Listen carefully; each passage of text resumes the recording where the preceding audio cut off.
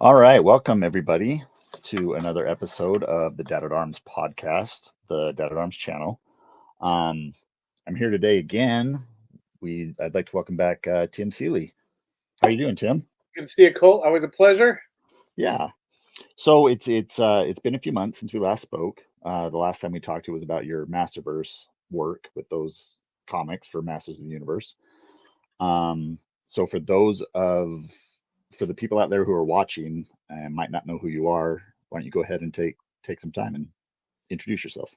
My name is Tim Seeley. I'm a comic book writer and artist. I've done all kinds of stuff for DC and Marvel, and then I'm probably known most for Hack Slash and Revival and Image Comics. And I've done lots of Master Universe stuff, including the 30th anniversary mini comics, the Art of Master Universe book with my brother Steve, and also Injustice, Master Universe, Masterverse, Master, what is it? Master the Multiverse, and then now the brand new Forge of Destiny Master of the Universe series. Very cool, very cool. Um, so yeah, this is exciting. I like the Masterverse comics, but I think from what I've seen so far, I've read the first issue of this one, and I love that we get to focus more deeply on a single story for these four issues. Yeah, I mean that's what I've wanted to do since I started working on Master Universe, is just do a He-Man story. And as much fun as it is to always do like a big event, Hmm. like the Injustice one or Multiverse, they tend to have to be a certain kind of construction to be that kind of event. And if you're doing big cosmic stuff, eventually you have to have the big conflict at the Castle Grayskull, and uh, and I just wanted to be able to do a story about the characters, a classic just sort of episode really. And Yeah. so Rob at Mattel offered a chance to do that because with the coming of the Master Universe Revolution cartoon, uh, this is us able to do a sort of prequel to both Revelation and Revolution. It's set before Revelation, and Hmm. it's a story that basically explores the important relationships that Kevin and crew did in the show. And so that to me was Adam and Tila, He-Man and Tila, and Randor and Man at Arms. Awesome. Awesome. Yeah, so from what I can tell, just based on reading this first issue, this is one of the first moments of He-Man kind of going up against Skeletor. It's in the very early days of his career as He-Man, correct? Yeah, so this is set somewhere. He has encountered Skeletor before, but Skeletor's Okay. an unknown quantity at this point. And the appearance of Skeletor in Eternia sort of changes the power dynamic, because it's a planet full of kingdoms, and Eternos is run by Randor. And when Skeletor shows up, then he's suddenly sort of forced to reaffirm alliances that have been long-standing. And so we kind of got to do some of the politics stuff, which obviously is not a big part of most of Master Universe stories, but you know, what does a king have to do in a kingdom like this? And so there's so many factions in Eternia. So you've got all these different towns and different species, and so the story, once Skeletor shows up, it messes those things up. And so Randor Hmm. has to sort of reaffirm these fragile alliances because he's losing some of them to Skeletor. Because when Skeletor shows up, he peels off the Aquaticans, and he peels off the Beastmen. And so now Randor is faced with, how do I make sure that Skeletor doesn't appeal to all these people and has a coup? And so that's sort of the backdrop for the story. And then on a personal level, it's just about Adam and that conflict, which to me is my favorite part of Master of the Universe, besides the cool toys, is the idea that Adam has these royal opportunities, and he's trying to be a good person to impress Tila, that he's learning something from her, but to be He-Man means he has to constantly screw that up. So Yeah. it's the conflict for Adam of like, I want Tila to know that I respect what I'm learning from her, but I have to act like an idiot, because if I don't, she'll know I'm He-Man. So, Yeah.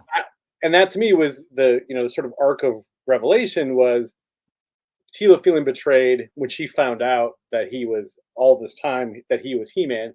And so I felt like we had to really build up that which you didn't get to see in that particular show, which was, what she thought of He-Man, how she felt about it, and how she felt about Adam. And as we see, it's two very different things. Yeah, yeah. No, and I think that's some of the what I really liked about reading this first issue is we, we get to see how they talk to each other and how they interact. And, Tila says things to him like, I don't want to get too much into it because I don't want to spoil things, but without going in particulars, it is really good character work for these two characters based on this first issue. And so I'm very excited to see what comes next.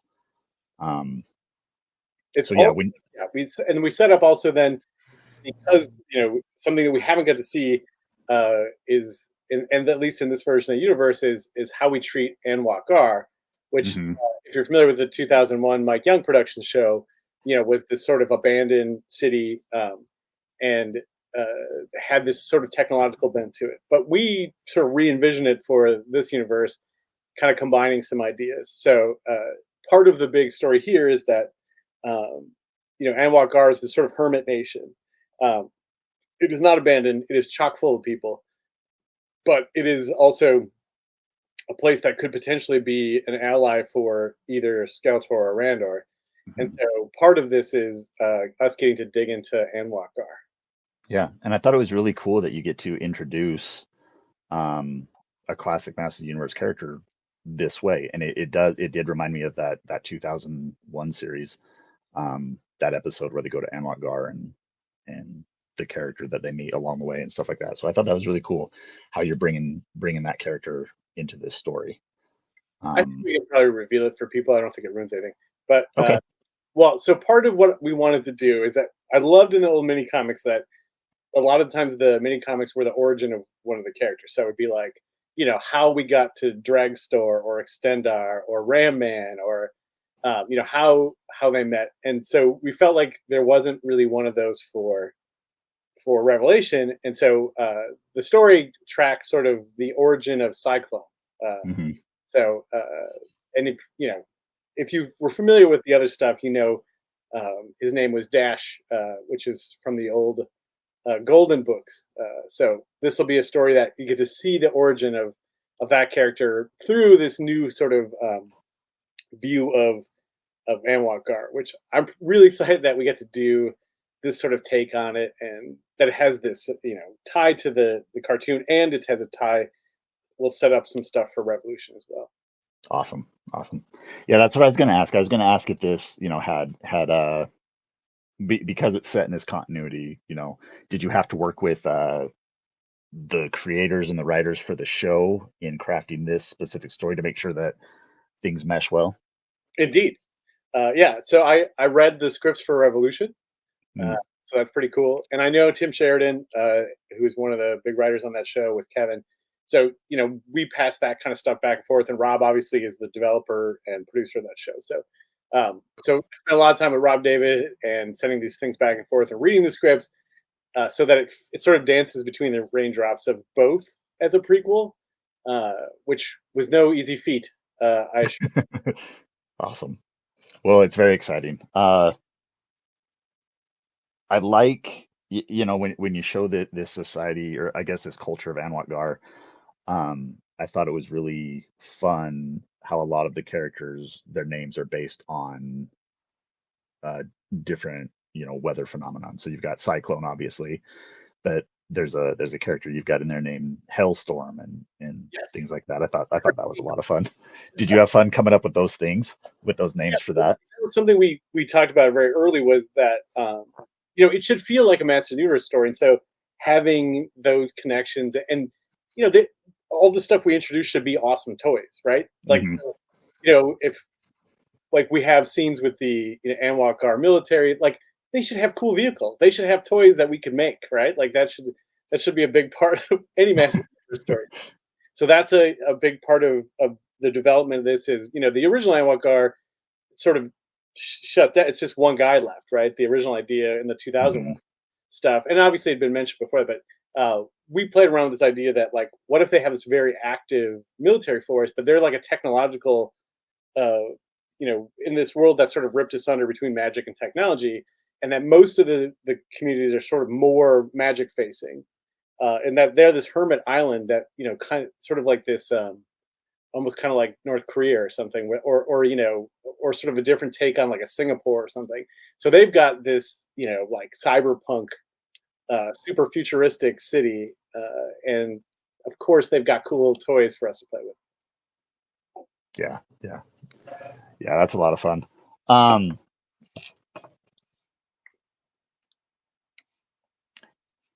so in this story, like we mentioned earlier, we get to see we get to see Prince Adam kind of learning what it means to be He-Man, and you talked a little bit about that, about his how that affects his relationships, how it affects his relationships as Prince Adam, and then his relationships as He-Man, and how those are at odds with each other. Um, in writing that kind of story, I love it because those are the things, especially as an adult, those are the things that I kind of think about is how that affects him as the person he is, kind of being torn between these two worlds, and trying his best to do what he knows he needs to do without revealing the secrets that he's been entrusted with. Right. Um, did you take what kind of inspirations did you take in creating that kind of dynamic with him? Oh, I mean, I really try to do I think in the original DC comics, the one that Paul Kupperberg wrote, and there's sort of the first take on what would become the Filmation idea. Hmm. The idea was, Adam was this sort of bumbling, womanizing idiot, and then he gets this responsibility, but he has to still act like the bumbling, womanizing idiot. And they obviously did that in the Filmation show, but in that comic, it was a little bit less sort of kid facing, and so I really try to pull that aspect of Adam in there, where he's, it's like some different maiden every night, and he's, he keeps getting, called away to, like, when they're on some royal tour, like he's finding some princess, and that kind of stuff I thought was really important because it was Tilo, obviously he's just like kind of disgusted by this aspect of his behavior, but he has to do it. And it does that thing which I always thought, like, superheroes, they work best when they have like a can't must. So like Superman has, like, I can't tell Lois that I'm Superman, but I must be close to her and I must keep her safe from danger. And so it always gives you, it's a story engine. It builds Hmm. drama, and it builds, how important it is to these characters. And obviously, I guess the tougher part is when I'm doing, Injustice versus the Master Universe, or I don't get to do those classic sort of things because they're focused on, like, hey, the world's ending, cosmic war is going to happen, and so there's no time for that stuff. So for Right. I got to really sort of dig into it, and I also really liked. I come from a lot, I think, the comic side of stuff, just in general, obviously, but in the Star comics, I thought they did a really good job of also that sort of He-Man Tila dynamic that would always come up. So I try to play with those things as inspiration, and the huge one obviously is always Superman, because Superman is sort of a template for He-Man, obviously, Yeah. Yeah. as well as Captain Marvel, and Conan and all those other sort of ideas. But he's the sort of fusion of these perfect stories, and that Superman idea of the romance. There's a romantic triangle, but two of the people are the same guy. Uh, has always, and I think that's it's such a perfect way to tell a story like this, and it ties, I think, to Revelation a lot because of how important He-Man and Tito's relationship was to that story, and it's Hmm. equally as important in Revolution, actually, in a different way. Right. Yeah, and I think that's what's fun. And I know one of the things that I loved most about your work on the Masters of the Multiverse story is the moments where you did draw attention to the relationship between He-Man and Teela. There's a few times in that comic series where you say, He-Man have a soft spot for Teela's, and it's kind of underlined that they are important to each other, and so I think it's great that, and fun, as a fan of that relationship, I like seeing that focused on. And so I think it's awesome that you get to focus more on this relationship, kind of in the more intimate details instead of the larger Yeah, cosmic implications. Yeah, because I feel like I'm more of a little moment writer. So I can do the big stuff, but like it's clearly that's my specialty and my preference is the these little character things and these the human stuff. I feel like you know Yeah.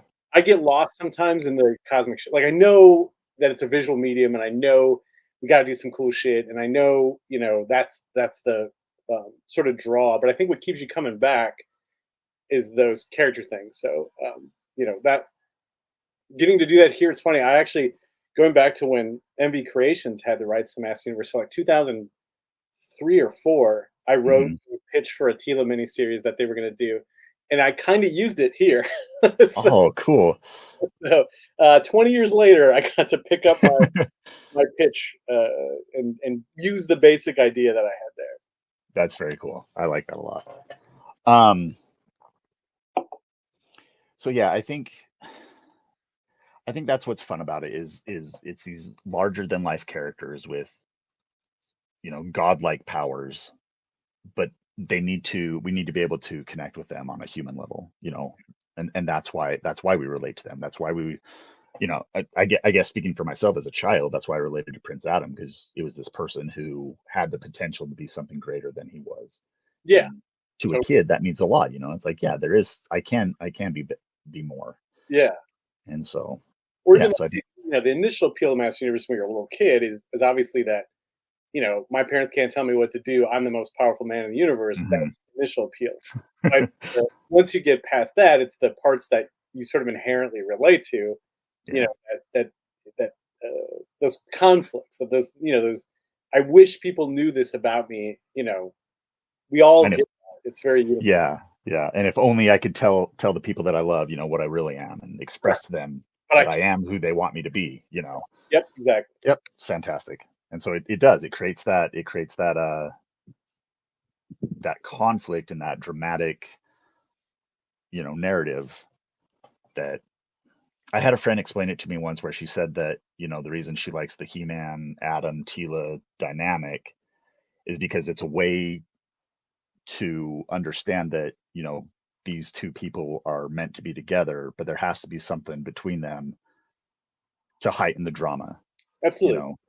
And It's so, still moonlighting. If you ever saw the show Moonlighting yeah, with yeah, Matt, yeah, yeah. it's uh, that tension keeps us sort of will they, won't they is Hmm. important. And obviously, with something that's gone on as long as Mass Universe, like in some of the stories that they did, they Right. willed, they did. But the the interesting part, we know kind of how this ends for these characters in the Revelation story, and we know that there's a big break between Adam and Tila, because when she finds out, that he's been lying to her, like she's pretty horrified by it. And so Yeah. here we see the sort of that faith that she had in He-Man. There's a moment issue 2, which I think is my favorite, where she basically is asking He-Man, you know, did Adam know about this? And he knows he knows he's going to get Adam in trouble, and he's like, it's like a huge conflict for him, but he either has to sell out Adam or he has to endanger Tila, so he has to sell out Adam, and Yeah. that's like knowing that you're gonna get yourself in trouble, but taking the fall because you care more about that person. That's some real hero shit. Yeah. Yeah, That, for sure. that's the stuff. That's why Spider-Man has worked so well for so long, because it's that making those hard choices that you wish you would know to make, uh, that's the part that makes him a hero more so even than the like lifting up the bus off the little kid, which is Yeah. Yeah. sort of obvious stuff. Yeah. Oh, that's fantastic. Um, so yeah, I think this feels like it's the kind of story that's written specifically for me, and so I'm all in on this one. This Great. one this one looks great. Well, Um, but also important. I try to bring in characters that from Master Universe I think are really interesting, but we haven't got to see a lot of for a while. So Web Store is a big one. Uh, cool. so he's in this story. I just always thought he was so cool, but he serves a sort of different function here, where he's more of like he's sort of like Skeletor's dirty little spy. He's actually Evil Lynn's dirty little spy. Like he can get into stuff and brings her information. He's the spider on the wall, right? So Okay. so we get to use Web Store, which is awesome. He's got a part, and then obviously Evelyn is my favorite, one of my favorite villains of all time. So I made sure that there's lots of Evelyn stuff in here too. Cool. And I think another thing that's important to kind of highlight, and I wanted to ask if this was intentional. We obviously see the relationship between Adam and Tila, but then we see that contrasted with the relationship between Skeletor and Evil Lyn, and just how kind of different they are. One comes from a place of love and respect, and the other one comes from a place of dominance and power. Right. And so, is that something that you intentionally draw attention to? Yeah, I mean they're sort of a reflection of each other. Where the it's kind of funny. There's more lies between He-Man and Tila than there is between Skeletor and He-Man. Because Evelyn she knows what he is, and he knows what she is. They know that they can't trust each other. They know that they're going to screw each other over as soon as they can. But they're both in it for power for themselves, and they both accept that, which is actually more honest than He-Man's relationship. So yeah, we play that up for sure in this, and it's clear it works for both of them. There is something between them, and obviously we see it in the in the Revelation show, right? That they do indeed have a sort of physical affection and sort of romantic, I guess. But you see a lot of that here. The like, why do they put up with each other? Well, it's because they get what they need. They have an ally that they know they can't trust, but they know it. They're not surprised by it. So it's just sort of a game for both of them, and I think that's what fuels especially the way Tim and Kevin wrote it. Is like, I think this is sort of implied to be what gets them off, right? Yeah, yeah. We should play that in this story. Yeah, they're both into that. For sure. Oh, nice. So yeah, when you're writing this story that does have a little bit of political intrigue baked into it, with the nation of Anwar Gar and what Randor's trying to win them over to his side of the conflict.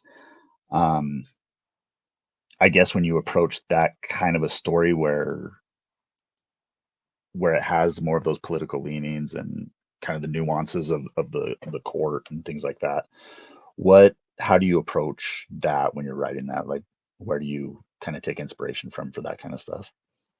Well, I always felt like it was kind of there in the older stories, especially, like I said, that original DC miniseries. That there was, obviously they didn't play with it too much for the Filmation cartoon because the kids would be bored, but it was a little bit in that original one, and also in the 2000X cartoon. And then I kind of just played it a little bit based on real life, a little bit, just a pretty common, sort of thing for a king to do was to go out in a caravan and sort of go out and one, you would show off, right? You're trying to make sure that not that Randor treats people like peasants necessarily, but they would sort of go out into the world in their big caravan and their posh wagons, and they would show off the power of the crown, the wealth of the crown, but also to sort of like, I've looked upon you, tiny peasant, and now you have been gifted by the gods, and so that was part of how these kind of political things were set up, especially between kings and their lords.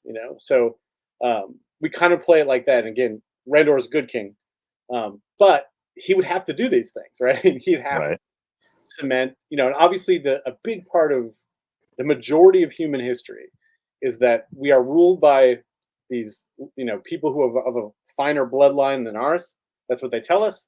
And to cement their power, they have alliances, often with daughters, often with, blood. And so, this is not a medieval style,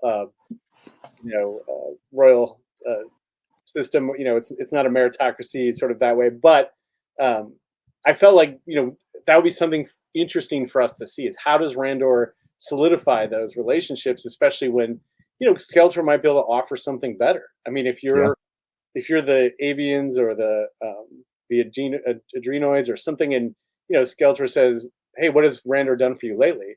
I mean, clearly he was able to do that with Merman, right? At some point, And again, we didn't see it when we were kids because that would have been boring for us. But in your kid, but as your adult, I think that's intrigue, and that's Yeah, yeah. that's almost in some ways as compelling a story. If something like Game of Thrones or something is evidence that people were interested in that kind of stuff, and it can't be the whole focus, but it's definitely part of this story. And I've always wanted to see that side of the Eternia stuff, like not too dry and too adult, but certainly like I mean he's a king and Adam's a prince, and that meant some shit. Like there was like a whole system of of, of Um, no, so I do think that the political intrigue is interesting as the more we grow older, and I mean, like you said, you mentioned Game of Thrones. I mean, that obviously was a success for those reasons. People are interested in seeing those machinations at play and play out, and so it's fun to see it through a Masters of the Universe scope. And I remember one of the Filmation series there was about an episode. I can't remember the name of the episode, but there's a part where Adam kind of rudely reminds Tila that he is the prince and that she yeah. can't boss him around all the time. And Man at Arms kind of, backs him up on that. Said, yeah, he is the prince, he is your liege. You gotta chill a little bit sometimes. Yeah. So yeah, I And there, remember those. but in that disobeying the prince in those times would have not gone nicely for Right, right. I was, just going back to what I always thought when you're a kid and you watch Master Universe, like, oh yeah, kings and princes and all this stuff, and it sounds fun, and you're like, that's cool, and the prince is the hero, but it's like in the real world, that shit was terrible. It was always Yeah, terrible, and if yeah, you off the royal people, they had no problem like shoving you in a dungeon or oubliette or something terrible, and so yeah, they, it was such a terrible system, and we've had it for the majority of human history. We like having a president or some kind of leader, a democracy is a new invention. I mean, it's a tiny percentage of our world. So playing that up a little bit. Again, I don't want to do sure, like sure. I want to do the Watchmen version of Master Universe and have.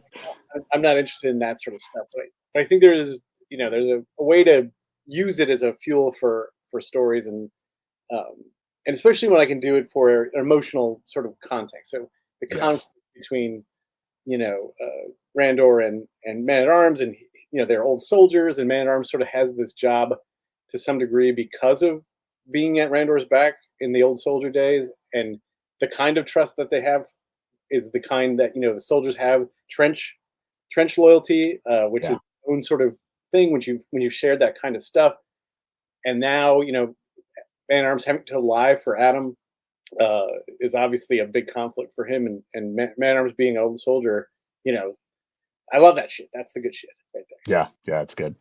No, but I'm glad you bring up the real world consequences of these monarchies and how kings acted and how royalty acted towards you know people and how horrible it was. But I think that's a good way of also showcasing who Adam is as a person. We obviously know he's willing to responsibly hold the power of He-Man, but it also, kind of offers up that opportunity to show him as you know, a good leader, a Yeah, good royal, in contrast to how horrible human history has been yeah. for the most part. So I I mean, do like that. I was thinking about that while Ryan's like, he actually has more power as a prince than he does as He-Man, Mm. because a prince can have anybody they want, imprisoned, killed, married. They can do whatever they want, and that's an interesting, thing you don't think about when you're a kid. Is like there's this implied power in politics that's actually much more powerful than being able to lift a castle. Yeah, yeah. Definitely. Um, well, good. I don't know if I have any more questions as they specifically relate to this comic series. I don't want to get too much into spoilers. I guess I'll just ask some housekeeping type of questions. This is supposed to the first issue comes out in September, correct? Yeah, right. September. Yeah. I think so. And then are they is it going to follow the same release schedule as the Masterverse comics did, where they come out monthly? It'll be monthly. It's 4 issues, pretty much the same. Yeah, and then Okay. trade to follow. I'm assuming, just like Masterverse. Right. Right. Cool. Um, Beyond Forge of Destiny, is there any other Master of the Universe projects that you're working on that you can speak to?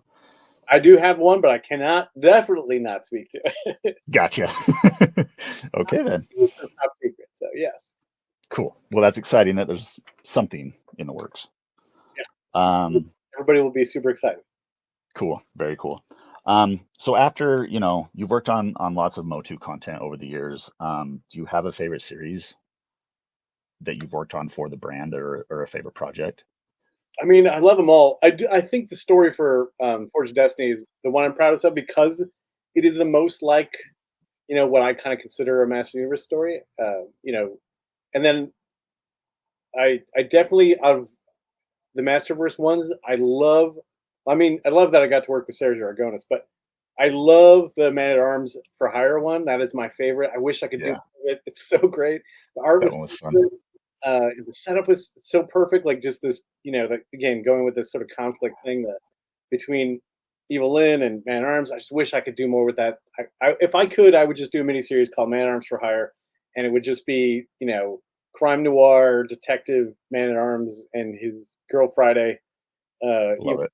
wandering around. So yeah, so much fun, and I'm so happy to get to work with Vic Santos on the art on that one. And so yeah, Cool. Yeah, that was a fun one. I think a lot of fans really responded positively like a that story. figure, like a Masterverse, black and white, Man at Arms, Yeah. with all those little Well, trinket stuff. yeah, yeah, yeah, that was a good one. So after our first interview, I went out and I found a copy of your Colt Noble Oh and the Megalords yeah, comic, which I've got right here. yes, And I had to pick it up because I mean, you use my name for the hero character, so that's yeah. always fun. But yeah, but I mean, it's a fun parody of Masters of the Universe and stuff like that. Is that something that you would ever want to revisit, or Yeah, I mean, I wish you know, it's weird because I guess of things I've done, it wasn't the most successful, really. I mean, but in the end, like I got more work out of it than I got out of anything, really. So, so I guess I have to consider it a success. But I mean, like a teen sex comedy parody of Master Universe has got. I feel like maybe it's got a limited audience, but maybe? I don't know. I mean, it's purely out of love. The book is Sure, sure. artist Mike DiMiuga was just down to just draw some fun shit, and so like it was just one of those things that. And again, I was younger. I think it was in my 20s when I started that book, um, and maybe late early 30s. It's just like shit I could get away with then, So I would love to do more of it. If there's a way to figure out a delivery for it, that's I think like we did it's a 44-page one shot, which was like a thing you could totally do back 10, 15 years ago. But now I don't think you could sell that. I think you'd have to make it a mini series or something. So, Yeah. but I mean, if people want more of it, tell me. I mean, I'd love to hear that people want me to do more because I love this stuff, and it's way up there among things I love making. So Yeah. Well, it's a lot of fun, and so if there's a piece of paper or anything that I need to sign, you can there you put go. my name on there for interest in seeing more of that because it was a lot of fun. Because you can see the characters I'm most interested in because the sort of parallel characters are the stars of that story. So the Yeah. evil Lyn character, the Tila character, uh, you know the Man at Arms characters, like all the ones that I gravitate towards now are all and Prince Adam, obviously. Um, they're all the ones I gravitate towards. So you can see like the initial ideas in that book, which that might be the most interesting curiosity of it for people is, like you can see the gestation of things I've always wanted to do with Master Well, awesome. Well, I don't know if I don't have any more questions for you. Is there anything else that you want to mention about Forge of Destiny, or have we kind of covered everything that we can cover safely? Readers.